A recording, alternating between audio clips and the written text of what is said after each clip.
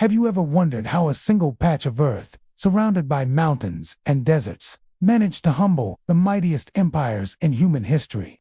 From Alexander the Great to the British Empire, from the Soviet Union to the United States, every superpower that dared to march into Afghanistan left broken, defeated, and disillusioned.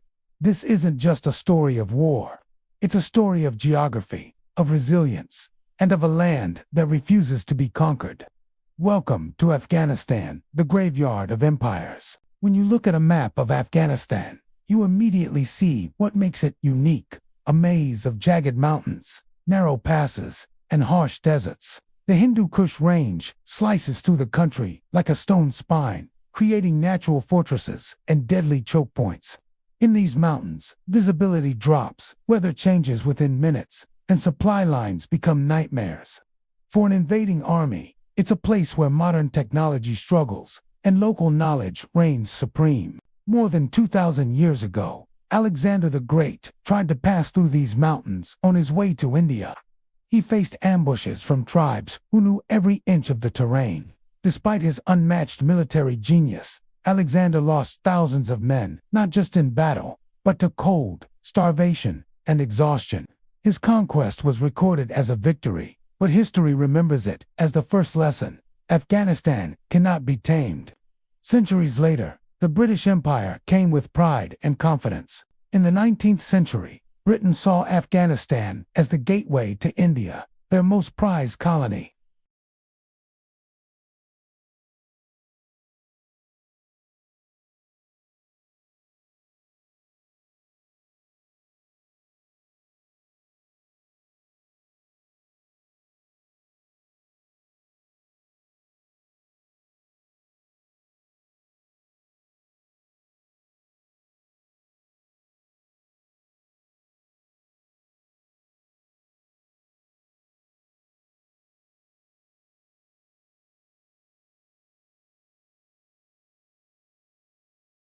For 10 years, the Red Army fought an invisible enemy, not just men, but terrain, weather, and time.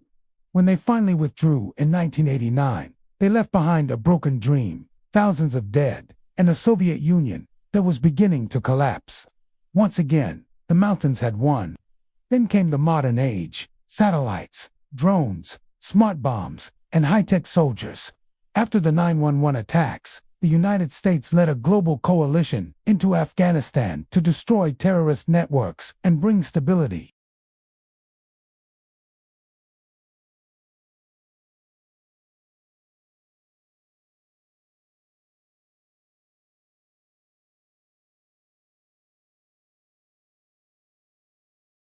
Every drone strike created new resentment. Every checkpoint created new resistance. For 20 years, foreign powers poured billions into Afghanistan, building roads, schools, and a central government. Yet the geography divided the nation into isolated regions, where local tribes held more power than Kabul itself. In the end, when U.S. forces withdrew in 2021, it wasn't just a military decision, it was history repeating itself.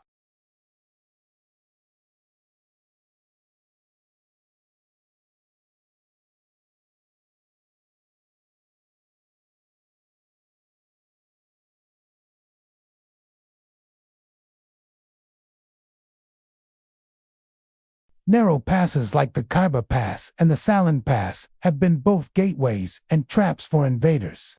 The altitude makes weather unpredictable. Sunny mornings turn to snowstorms by night. Supplies get lost, vehicles break down, and soldiers struggle with oxygen. Every valley is like a fortress. Every mountain can hide an army. Second, the people. Afghanistan's population is incredibly diverse. Pashtuns, Tajiks, Hazaras, Uzbeks, each with their own traditions, dialects, and loyalties.